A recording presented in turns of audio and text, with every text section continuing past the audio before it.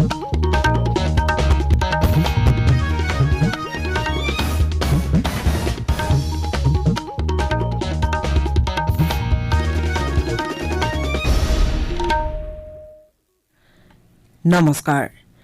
আকাশবাণী গুৱাহাটী কেন্দ্ৰৰ পুৱাৰ আঞ্চলিক বাতৰি পঢ়িছো জুলি শৰ্মা বৰুৱাই এতিয়া প্ৰধান বাতৰিসমূহ হ'ল মুখ্যমন্ত্ৰী ডক্টৰ হিমন্ত বিশ্ব শৰ্মাৰ অধ্যক্ষতাত কালি অনুষ্ঠিত মন্ত্ৰীসভাৰ বৈঠকত আবণ্টন প্ৰমাণপত্ৰ পোৱা 2 লাখ পৰিয়ালক অতি শীঘ্ৰেই ভূমিপট্টা প্ৰদানৰ সিদ্ধান্ত কোভিডৰ 2 পালি প্ৰতিষেধক গ্ৰহণ কৰাটো 100% নিশ্চিত কৰাৰ বাবে 22 নৱেম্বৰৰ পৰা সপ্তাহজোৰা কাৰ্যসূচীৰে মেগা প্ৰতিষেধক সপ্তাহ অভিযান ৰাজ্য চৰকাৰৰ ভাৰত বায়োটেকৰ দ্বাৰা থলুৱাভাৱে নিৰ্মাণ কৰা কোভাক্সিন কোভিড প্ৰতিষেধকৰ জৰুৰী ব্যৱহাৰত বিশ্ব স্বাস্থ্য সংস্থাৰ অনুমোদন অসমত কোভিডৰ পৰা আৰোগ্যৰ হাৰ 98.46% লৈ বৃদ্ধি ভাৰত ৰত্ন ডক্টৰ ভূপেন হাজৰিকাৰ দশম মৃত্যু বাৰ্ষিকীত আজি বৰেণ্য শিল্পীগৰাকীলৈ ৰাজ্যজুৰি শ্ৰদ্ধাৰ্ঘ্য নিবেদন আৰু আইচিচি টি20 বিশ্বকাপ প্ৰতিযোগিতাত কালিৰ খেলত ৱেষ্ট ইণ্ডিজৰ বিৰুদ্ধে শ্ৰীলংকাৰ আৰু বাংলাদেশৰ বিৰুদ্ধে অষ্ট্ৰেলিয়াৰ জয়লাভ ভাৰতে কোভিড-19 প্ৰতিষেধকৰ 100 কোটিতকৈও অধিক পালি প্ৰদানেৰে ইতিহাস ৰচাৰ বাবে আকাশবাণীয়ে দেশৰ চিকিৎসক নাৰ্ছ আৰু আগশাৰী কৰ্মীসকলৰ লগতে প্ৰতিষেধক গ্ৰহণ কৰি এই লক্ষ্যত উপনীত হোৱাটো সম্ভৱ কৰি তোলা জনসাধাৰণলৈ অভিবাদন জনাইছে একে সময়তে আমি শ্ৰোতাসকলক কোভিড-19 বিৰোধী যুঁজখন এতিয়াও সমাপ্ত হোৱা নাই বুলি সকীয়াই দিব খুজিছো সমূহ শ্ৰোতাকে আমি 2 পালি প্ৰতিষেধক গ্ৰহণ কৰাৰ লগতে আনকো এই ক্ষেত্ৰত সহায় কৰিবলৈ আহ্বান জনাইছো উৎসৱৰ এই সময়ছোৱাত সকলোকে 3টা সহজ কোভিড বিধি মানি নিজক সুৰক্ষিত কৰি ৰাখিবলৈ আমি আহ্বান জনাইছো মাস্ক পৰিধান কৰক 2 গজ দূৰত্ব বৰ্তাই ৰাখক আৰু হাত আৰু মুখৰ পৰিষ্কাৰ পৰিচ্ছন্নতাত গুৰুত্ব দিয়ক কোভিড সংক্ৰান্তীয় যিকোনো তথ্য আৰু পৰামৰ্শৰ বাবে আপোনালোকে ৰাষ্ট্ৰীয় হেল্পলাইন নম্বৰ 01123978046 অথবা 1075 আৰু ৰাজ্যিক হেল্পলাইন নম্বৰ 104ত ফোন কৰিব পাৰিব এতিয়া শুনক বিতং বাতৰি মুখ্যমন্ত্ৰী ডক্টৰ হিমন্ত বিশ্ব শৰ্মাৰ অধ্যক্ষতাত কালি অনুষ্ঠিত অসম মন্ত্ৰীসভাৰ বৈঠকত কেইবাটা গুৰুত্বপূৰ্ণ সিদ্ধান্ত গ্ৰহণ কৰা হয় এই বৈঠকত ভূমি সংক্ৰান্তীয় বিষয়ে গুৰুত্ব লাভ কৰে বৈঠকৰ সিদ্ধান্ত অনুসৰি ভূমিৰ আবণ্টন প্ৰমাণপত্ৰ পোৱা 2 লাখ পৰিয়ালক অতি শীঘ্ৰে ভূমিপট্টা প্ৰদান কৰা হ'ব গ্ৰামাঞ্চলত কোনো ভূমি 3 বছৰৰ আবণ্টনৰ ভিতৰত আবণ্টন প্ৰমাণপত্ৰ পিৰিয়ডিক পট্টালৈ ৰূপান্তৰ কৰাত কেবিনেটে অনুমোদন জনায় নিৰ্ধাৰিত সময়ত পিৰিয়ডিক পট্টা লাভ নকৰিলে সেই বিষয়টো মিছন বসুন্ধৰাৰ অধীনত সংলগ্ন কৰাৰ সিদ্ধান্ত গ্ৰহণ কৰা হয় আনহাতে ভূমি হস্তান্তৰৰ বিষয়টো সৰলীকৰণ কৰি চৰকাৰৰ আগতীয়া অনুমোদন অবিহনে কামৰূপ মহানগৰ আৰু কামৰূপ জিলাৰ উপায়ুক্তসকলক সংৰক্ষিত বেল্ট ভূমি আৰু ব্লকৰ ভূমি হস্তান্তৰৰ অনুমতি কৰ্তৃত্ব প্ৰদান কৰে তাৰ বাবে 2019 চনৰ ভূমি নথি 17.5 দফাটো বাতিল কৰাৰ সিদ্ধান্ত কেবিনেটে গ্ৰহণ কৰে আনহাতে ৰাজ্য পুৰোহিত আৰু নামঘৰীয়াসকলক ৰাজ্য চৰকাৰে 15,000 টকাকৈ এককালীন সাহায্য আগবঢ়োৱাৰ বিষয়েও বৈঠকত সিদ্ধান্ত গ্ৰহণ কৰা হয় কোভিডত ক্ষতিগ্ৰস্ত হোৱা প্ৰব্ৰজনকাৰী শ্ৰমিকসকলক ৰেচন প্ৰদানৰ সিদ্ধান্তটো অনুমোদন জনোৱা হয় সেইদৰে চাহ জনগোষ্ঠীৰ লোকসকলৰ ছাত্ৰ ছাত্ৰীৰ বাবে MBBS পাঠ্যক্ৰমত 24খন আৰু BTS পাঠ্যক্ৰমত 3খনকৈ আসন সংৰক্ষণৰ সিদ্ধান্ত গ্ৰহণ কৰে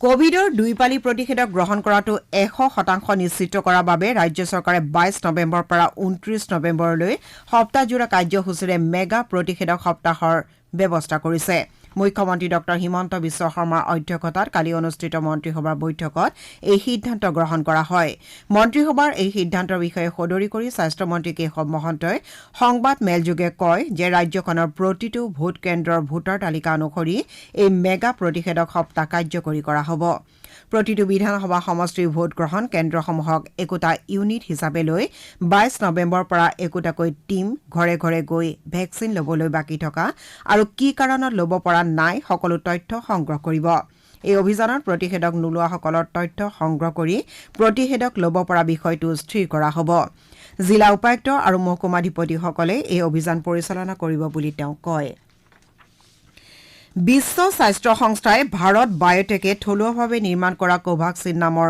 কোভিড-19 প্ৰতিষেধকবিধৰ জৰুৰী ব্যৱহাৰত অনুমোদন জনাইছে।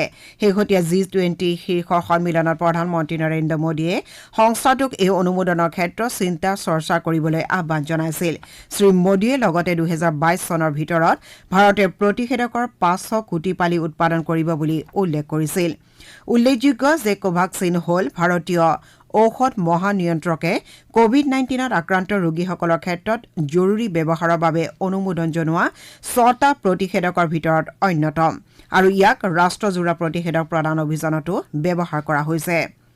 কেন্দ্ৰীয় স্বাস্থ্যমন্ত্ৰী মনসুখ মাণ্ডাভিয়াই ভাৰতীয় চিকিৎসা গৱেষণা পৰিষদৰ বিজ্ঞানীসকলৰ লগতে ভাৰত বায়'টেকক দেশত নিৰ্মিত প্ৰতিষেধকবিধৰ এই নতুন অনুমোদনৰ বাবে অভিনন্দন জনাইছে। ভাৰত বায়'টেকৰ অধ্যক্ষ আৰু পৰিচালন সঞ্চালক ডাঃ কৃষ্ণা এল্লাই কালি হায়দৰাবাদত কয় যে ভাৰতে প্ৰস্তুত কৰা সুৰক্ষিত আৰু প্ৰভাৱী প্ৰতিষেধকবিধৰ বিশ্বজোৰা ব্যৱহাৰৰ ক্ষেত্ৰত বিশ্ব স্বাস্থ্য সংস্থাৰ অনুমোদন গুৰুত্বপূৰ্ণ পদক্ষেপ হিচাপে বিবেচিত হৈছে। অসমত কভিডৰ পৰা আৰোগ্যৰ হাৰ 98.46% বৃদ্ধি পাইছে। ৰাজ্যখনত যোৱা 24 ঘণ্টাত 374 জন কভিড ৰোগী সুস্থ হৈ উঠে। ইয়াকে লৈ ৰাজ্যখনত বৰ্তমানলৈকে সুস্থ হৈ উঠা লোকৰ সংখ্যাই 6,02,000 অতিক্ৰম কৰিছে। ইয়াৰ বিপৰীতে ৰাজ্যখনত বিগত 24 ঘণ্টাত 16,022টা নমুনা পৰীক্ষাৰ অন্তত 169 জন লোকৰ দেহত কৰোনা ভাইৰাছৰ উপস্থিতি ধৰা পৰে। ইয়াৰে 83 জন কামৰূপ মহানগৰ জিলাৰ। ৰাজ্যখনত কালি সংক্ৰমণৰ হাৰ আছিল 1.05%। ৰাজ্যখনত সম্প্ৰতি 2083 জন চিকিৎসাধীন কভিড ৰোগী আছে। অসমত কালিৰ দিনটোত কভিডত আক্ৰান্ত হৈ 4 জন লোকে প্ৰাণ হেৰুৱায়। ইয়াকে লৈ ৰাজ্যখনত এতিয়ালৈকে এই ৰোগত মৃত্যু হোৱা লোকৰ সংখ্যা 6,019 হৈছেগৈ। সমগ্ৰ দেশৰ লগতে অসমতো কালি পোহৰৰ উৎসৱ দীপাৱলী আৰু কালী পূজা উলহ মালহেৰে পালন কৰা হয়। ধৰ্মীয় পৰম্পৰা অনুসৰি কালি সন্ধিয়াৰ ভাগত প্ৰতি ঘৰে ঘৰে চাকি জ্বলাই দীপাৱলী পালন কৰা হয়। সমগ্ৰ কামৰূপ জিলাত কালিৰে পৰা দুদিনীয়া কাৰ্যসূচীৰে পোহৰৰ উৎসৱ দীপাৱলী আৰু কালী পূজা উদযাপন কৰা হৈছে। জিলাখনৰ শক্তি পীঠসহ বিভিন্ন মণ্ডপত কালি বলি বিধানেৰে কালী পূজা সম্পন্ন কৰা হয়। ৰাজ্যৰ বিভিন্ন প্ৰান্তৰ লগতে দক্ষিণ শালমাৰা মানকাছাৰ জিলাতো কোভিড প্ৰটকল মানি দীপাৱলী উদযাপন কৰা হয়। আন ঠাইৰ লগতে ধুবুৰীতো কালিৰে পৰা দুদিনীয়াকৈ দীপাৱলী পালন কৰা হৈছে। গোৱালপাৰা চহৰৰ নিকটৱৰ্তী শোলমাৰীত থকা ঐতিহাসিক শ্ৰী শ্ৰী মা শ্যামাকালী মন্দিৰত কালি পুৱাৰে পৰে পূজা উপলক্ষে ভক্তপ্ৰাণ ৰাইজে ভিৰ কৰা পৰিলক্ষিত হয়।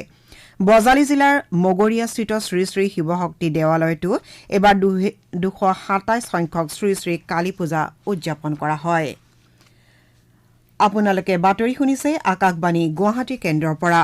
এই বাতৰি আমাৰ YouTube channel AIR news Guwahati আৰু নিউজ অন AIR এপ যোগেও শুনিব পাৰিব। প্ৰধানমন্ত্ৰী নৰেন্দ্ৰ মোদীয়ে আজি উত্তৰাখণ্ডৰ কেদাৰনাথ ধামৰ প্ৰসিদ্ধ মন্দিৰটোত পূজা অৰ্চনা আগবঢ়োৱাৰ লগতে আদিগুৰু শ্ৰী শংকৰাচাৰ্য সমাধি আৰু ধৰ্মগুৰুজনাৰ প্ৰতিমূৰ্তি উন্মোচন কৰিব। উল্লেখযোগ্য যে 2013 চনত হোৱা প্ৰলয়ংকৰী বানে এই সমাধিটোৰ ক্ষতি কৰাৰ পাছত প্ৰধানমন্ত্ৰীৰ তদাৰকত সমাধিটো পুনৰ নিৰ্মাণ কৰি উলিওৱা হৈছে। প্ৰধানমন্ত্ৰীগৰাকীয়ে ইয়াৰ লগতে সৰস্বতী আস্থাপথৰ নিৰ্মাণৰ সৈতে জড়িত কামসমূহৰো পৰ্যালোচনা কৰিব। উত্তৰাখণ্ড ভ্ৰমণকালত আজি শ্ৰী মোদীয়ে এখন জনসভা সম্বোধন কৰিব আৰু কেইবা কোটি টকা ব্যয় সাপেক্ষ বিভিন্ন প্ৰকল্পৰ উদ্বোধন কৰাৰ লগতে কেইবাটাও পুনৰ নিৰ্মাণ কাৰ্যৰ আধাৰশিলা স্থাপন কৰিব। প্ৰধানমন্ত্ৰীগৰাকীয়ে ভ্ৰমণকালত 130 কোটি টকা ব্যয় সাপেক্ষে নিৰ্মাণ কৰি উলিওৱা বিভিন্ন দেৱাল, তীৰ্থ পুৰোহিত গৃহ আৰু মন্দাকিনী নদীৰ ওপৰৰ দলং এখন উদ্বোধন কৰিব। ভাৰত ৰত্ন ডক্টৰ ভূপেন হাজৰিকাৰ 10ম মৃত্যুবাৰ্ষিকীত আজি ৰাজ্যজুৰি বৰেণ্য শিল্পীগৰাকীলৈ বিভিন্ন কাৰ্যসূচীৰে শ্ৰদ্ধাঞ্জলি অনুষ্ঠানৰ আয়োজন কৰা হৈছে। এই উপলক্ষে ৰাজ্য চৰকাৰৰ সাংস্কৃতিক সঞ্চালকালয়ে জালুকবাৰীত থকা সমাধিক্ষেত্ৰত স্মৃতি তৰ্পণ আৰু সৰ্বধৰ্ম প্ৰাৰ্থনা সভাৰ আয়োজন কৰিছে। সমাধিক্ষেত্ৰত আজি পুৱা 10 বজাৰ পৰা শ্ৰদ্ধাঞ্জলি অনুষ্ঠান আৰম্ভ হ'ব। ইফালে সদৌ অসম ছাত্ৰ সন্থাই আজি দিনজোৰা কাৰ্যসূচীৰে দীঘলীপুখুৰী পাৰত শ্ৰদ্ধাঞ্জলি অনুষ্ঠানৰ আয়োজন কৰিছে। সুধাকণ্ঠৰ নিজৰাপাৰৰ বাসগৃহতো ডক্টৰ ভূপেন হাজৰিকাৰ সাংস্কৃতিক ন্যাসৰ উদ্যোগত বন্তি প্ৰজ্বলন, ঘোষা পাঠ আদিকে ধৰি মাংগলিক অনুষ্ঠানৰ আয়োজন কৰা হৈছে। শিল্পীগৰাকীৰ মৃত্যুৰ দিৱস উপলক্ষে মুখ্যমন্ত্ৰী ডক্টৰ হিমন্ত বিশ্ব শৰ্মাই গভীৰ শ্ৰদ্ধাঞ্জলি অৰ্পণ কৰিছে। চিৰাং জিলাৰ বিজনী জয় কিষাণ ক্লাবৰ উদ্যোগতো ক্লাব প্ৰাংগণত আজি দিনজোৰা কাৰ্যসূচীৰে বিশ্ব বৰেণ্য শিল্পীগৰাকীৰ মৃত্যুবাৰ্ষিকী পালন কৰা হ'ব।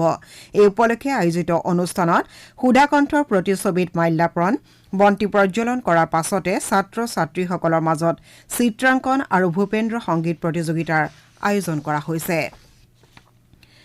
ৰঙিয়া চহৰৰ মাজমজিয়াত শিৱ মন্দিৰৰ সন্মুখত সংঘটিত এটা অগ্নিকাণ্ডত যোৱা নিশা কেইবাটাও বাসভৱনৰ উপৰি বহু দোকান আৰু গুদামঘৰ অগ্নিত জাহ যায়। ৰঙিয়া, নলবাৰী, বাইহাটা চাৰিআলি আৰু ডিমুৰ পৰা 8খন অগ্নি নিৰ্বাপক বাহিনীৰ গাড়ীয়ে প্ৰায় 2 ঘণ্টা জোৰা প্ৰচেষ্টাৰ অন্তত জুই নিৰ্বাপিত কৰিবলৈ সক্ষম হয়। অগ্নিকাণ্ডৰ কাৰণ সম্পৰ্কে জানিব পৰা হোৱা নাই। আনহাতে ওদালগুৰিত কালি নিশা এখন ইলেক্ট্ৰনিক ব্যৱসায়িক প্ৰতিষ্ঠানত অগ্নিকাণ্ড সংঘটিত হয়।